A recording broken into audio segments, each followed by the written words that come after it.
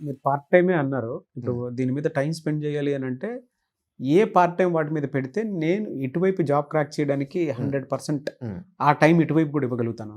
అంటే ఏమిస్తే బాగుంటుందని. 20 సంవత్సరాల వయసు నుంచి 25 సంవత్సరాలు యంగ్ బడ్డీస్గా ఉంటాం.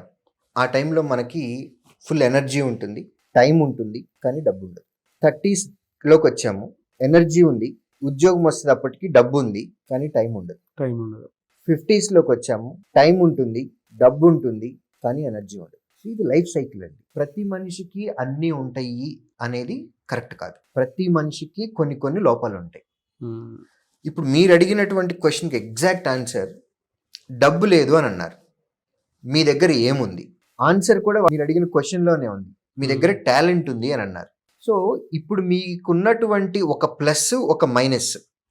టాలెంట్ ఉంది, ఎఫిషియన్సీ ఉంది, ఇంట్రెస్ట్ ఉంది, బట్ డబ్బు లేదు అని అంటున్నారు. ఇప్పుడు ఉన్న టైంని మేనేజ్ చేసి మీరు ముందుకు పోతే గనక, కరెక్ట్గా యూటిలైజ్ చేస్తే మీ టైంని బ్యూటిఫుల్ రిజల్ట్ చూడొచ్చు.